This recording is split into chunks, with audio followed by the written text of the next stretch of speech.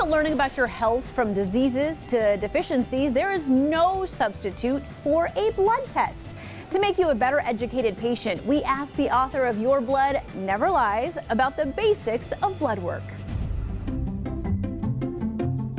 Blood test results are one of the most important tools your doctor has to keep your health on track. Looking at your blood is one of the core things that you can do to kind of create a proactive plan to become healthy or to stay healthy. Clinical nutritionist and best-selling author James Laval shares some best practices when it comes to understanding our blood tests, starting with the info it provides. A blood test will show you your risk for diabetes, heart disease risk, how your kidneys are functioning, where your immune system's at. Most people would be surprised to know a blood test can also show how efficiently our metabolism is working. For a lot of people, they're struggling with their metabolism, not understanding why they may not be able to lose weight. And that could be things related to stress hormones or blood sugar or thyroid hormones. So there's a lot you can tell from a blood test.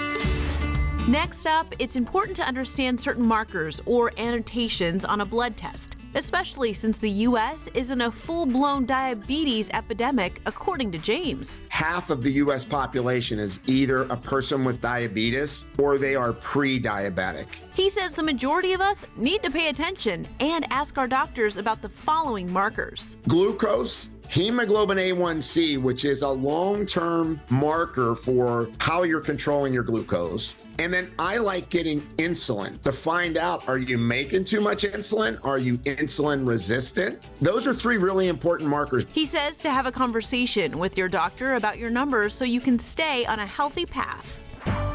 Most of us will get blood work done once a year.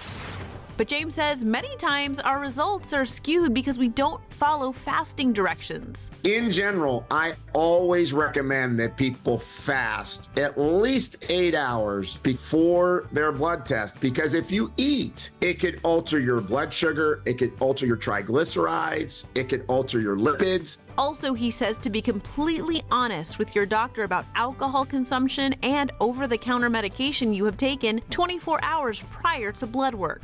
These can affect the results. For example, you get up in the morning and you drink 2 cups of coffee. Having that caffeine, if you're measuring a stress hormone called cortisol, it could artificially jack the cortisol up. To learn more, check out James's book, Your Blood Never Lies, available online and in bookstores. Staying on top of our health and understanding the basics of our blood test.